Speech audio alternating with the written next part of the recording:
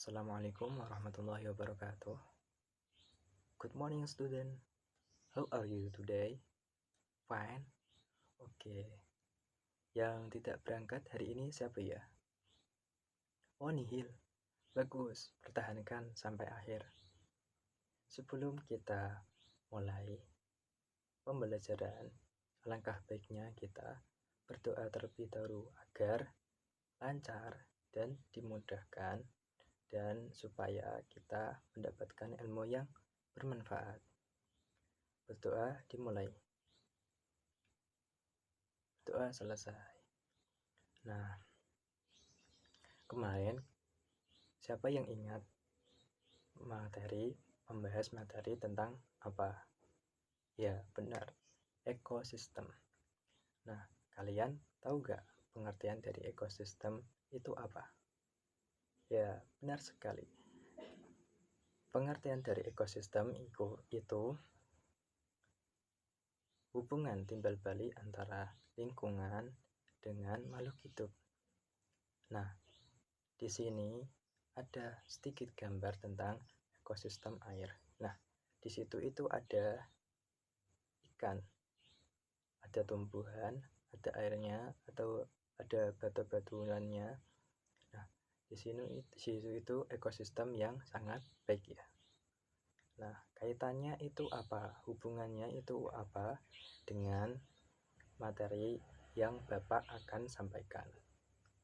Nah, apakah ada hubungannya atau tidak? Nah, misalnya jika ekosistem yang berada di air tersebut tercemar, maka ikannya itu bisa hidup atau enggak? Oh, enggak ya. Oke. Dikarenakan apa? Ya, benar sekali. Dikarenakan ada polutan masuk ke dalam air hingga mengganggu kehidupan yang berada di air. Sebelum memulai pembelajaran, saya ingin bertanya kepada kalian, apakah sudah siap untuk menerima pembelajaran hari ini? Ya, bagus. Apakah tadi malam sudah belajar? Kenapa kok belum?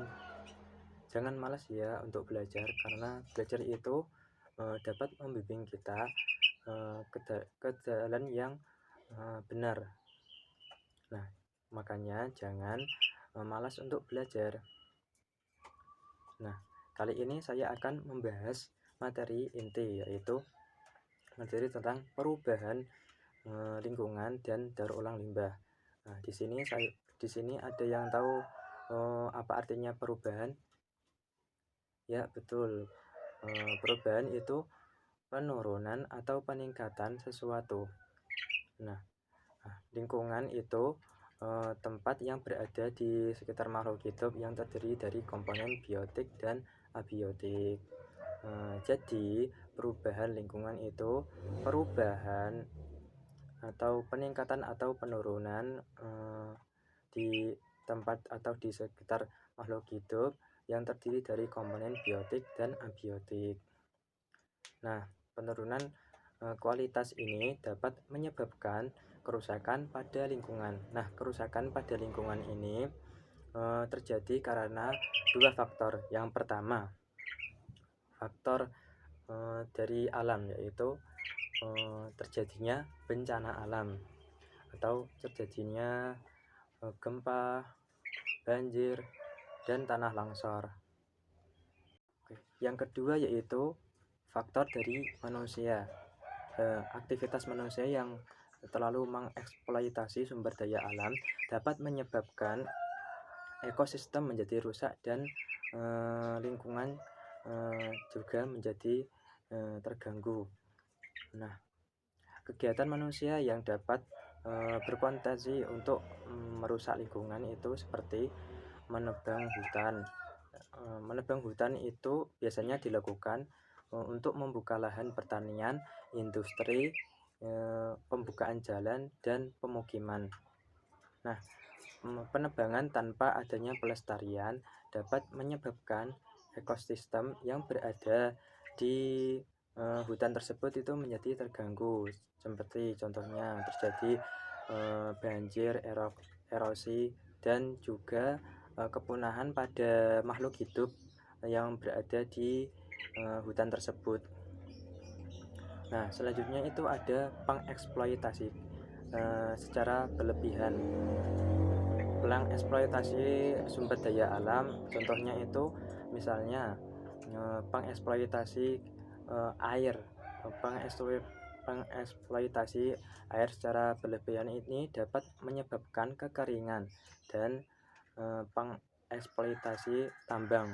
Nah, selanjutnya contohnya itu pengeksploitasi tambang yang menyebabkan tanah longsor dan juga lumpur lapindo yang seperti di Sidoarjo. Kerusakan lingkungan yang disebabkan oleh manusia selanjutnya yaitu pencemaran lingkungan. Nah, kalian tahu nggak pengertian dari pencemaran lingkungan itu? Ya, benar sekali.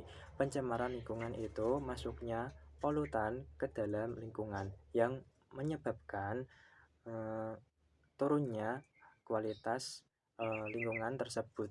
Nah, pencemaran lingkungan ini dibagi menjadi 3. Yang pertama itu pencemaran air, yang kedua itu pencemaran udara, yang ketiga itu pencemaran tanah. Sampai sini paham? Ya, bagus. Sekarang ada 2 gambar nih. Coba kalian simpulkan dari kedua gambar tersebut. Ya, benar sekali. Yang pertama itu ada gambar yang suasananya bersih, nyaman, dan tidak ada asapnya.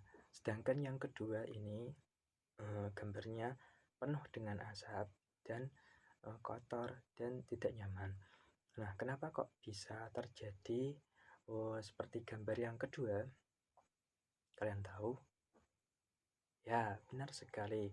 Karena banyaknya kendaraan bermotor, banyaknya sampah yang dibakar, dan banyaknya pabrik yang membuang gas buangannya itu secara sembarangan.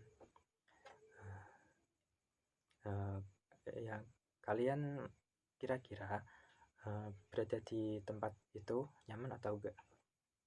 Ya, tidak ya, karena bisa menyebabkan sesak nafas dan gangguan pernafasan yang disebabkan oleh gas monoksida yang mencemari udara di sekitar. Nah, kalian tahu atau tidak pencemaran udara itu apa?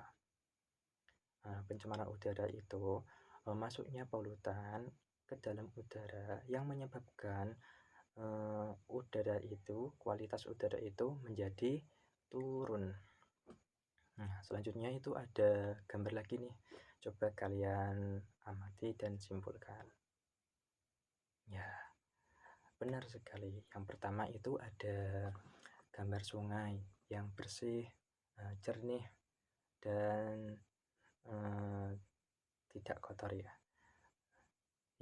Sedangkan yang gambar yang kedua ini sungainya berwarna keruh, penuh sampah, dan berwarna hitam. Kalian tahu nggak penyebabnya itu apa? Nah, penyebabnya itu banyaknya limbah atau limbah dari rumah tangga atau limbah dari pabrik yang menyebabkan yang dibuang ke sungai, yang menyebabkan sungai itu menjadi tercemar. Nah, pencemaran ini mengakibatkan banyak tumpukan sampah dan warnanya itu menjadi keruh atau kehitaman. Selanjutnya yaitu pencemaran tanah. Pencemaran tanah ini terjadi karena adanya polutan yang masuk ke dalam tanah yang menyebabkan kualitas tanah menjadi turun. Nah, polutan ini terdiri dari sisa-sisa sampah dan limbah minyak dan juga limbah pabrik. Nah, limbah sendiri pengertiannya itu suatu benda atau barang yang tidak lagi bisa dimanfaatkan atau tidak ada nilai jualnya lagi. Nah, limbah ini dikelompokkan menjadi 3 kelompok. Yang pertama, berdasarkan wujudnya. Yang kedua itu berdasarkan sumbernya. Yang ketiga itu berdasarkan senyawanya. Pertama, berdasarkan wujudnya, terdiri dari 3, yaitu padat, cair, dan gas. Nah, limbah padat ini contohnya plastik, kertas, kaca, besi, dan tembaga. Yang selanjutnya itu ada limbah cair. Limbah cair ini contohnya bekas cucian, bekas sabun, dan bekas dari minyak. Yang ketiga ini ada berupa gas. Berupa gas ini contohnya gas monoksida dan juga HCl. Selanjutnya limbah berdasarkan sumbernya. Yang pertama itu bersumber dari industri. Industri yang pertama itu contohnya industri tekstil yang menghasilkan limbah berupa cairan kimia. Yang kedua itu berasal dari pertanian. Nah, pertanian ini contohnya penggunaan pestisida dan pupuk secara berlebihan. Nah, selanjutnya itu dari limbah domestik. Limbah domestik ini terdiri dari limbah rumah tangga, limbah rumah sakit, limbah pasar. Nah, contohnya itu seperti kardus, koran, dan juga sisa-sisa dari obat-obatan. Selanjutnya, limbah berdasarkan dari senyawanya, yaitu dibagi menjadi 2, yaitu senyawa organik dan anorganik. Yang pertama, senyawa anorganik itu limbah yang dapat diuraikan secara alami. Contohnya sayur, buah-buahan, dan juga dedaunan. Yang selanjutnya itu ada limbah anorganik. Limbah anorganik ini limbah yang tidak dapat diuraikan. Contohnya besi, kaleng, kaca. Selanjutnya yaitu penanganan limbah. Penanganan limbah ini terbagi menjadi 3, yaitu penanganan limbah cair, gas, dan padat. Penanganan limbah cair ini berdasarkan dari industri cair. Penanganannya itu dibuatkan instalasi sendiri untuk pembuangannya agar supaya pembuangan itu dapat dimanfaatkan atau dapat dikurangi oleh dampaknya sehingga tidak mencemari sungai-sungai sekitar. Yang selanjutnya itu ada penanganan gas. Nah, penanganan limbah gas ini dilakukan dengan cara filtrasi dari buangan-buangan gas dari pabrik-pabrik supaya difiltrasi terlebih dahulu. Yang ketiga itu penanganan limbah dari limbah padat, ya. Limbah padat ini penanganannya dibagi menjadi 2. Yang pertama itu ada reus. Reus ini penanganannya itu tanpa melalui proses pengolahan. Contohnya itu seperti bekas minuman atau minuman mineral itu bisa dibuat menjadi pot atau pot bunga. Yang selanjutnya itu ada reduce. Reduce ini mengurangi atau contohnya itu bisa kalau belanja bisa menggunakan tas dari kain untuk mengurangi plastik. Yang selanjutnya itu ada recycle. Recycle ini daur ulang. Contohnya itu daur ulang kertas. Nah, di desa Bapak itu ada daur ulang dari karonggoni menjadi peci-goni. Nah, karonggoni itu dibentuk rapi seperti peci, kemudian dijahit dengan rapi, dijual dengan harga yang ekonomis dan laku keras. Nah, kesimpulan dari pembelajaran kali ini yaitu perubahan lingkungan itu disebabkan oleh dua faktor. Yang pertama itu faktor dari alam, yang kedua itu faktor dari manusia.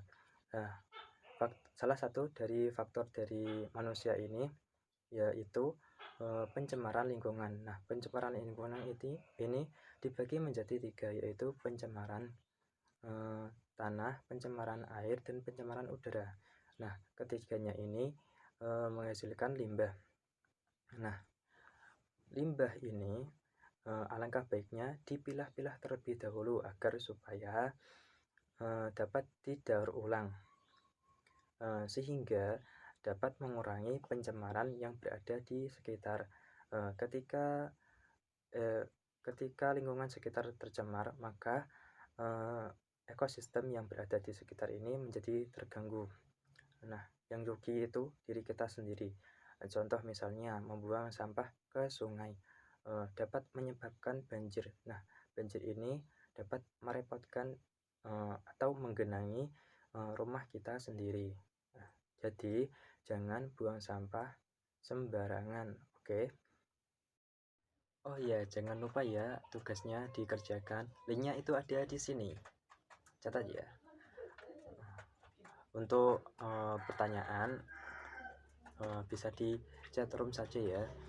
Nah, untuk kalian para pelajar jangan malas belajar. Namanya juga pelajar. Pelajar itu harus belajar. Belajar aja dulu. Nanti soal paham atau masuknya ilmu itu bukan urusan kita. Urusannya Allah Subhanahu wa taala. Kita ikhtiar dulu yaitu dengan cara belajar. Semangat dan jaga kesehatan. Kurang lebihnya saya minta maaf. Wallahu muwaffiq ila aqwamit thoriq. Assalamualaikum warahmatullahi wabarakatuh. See you later.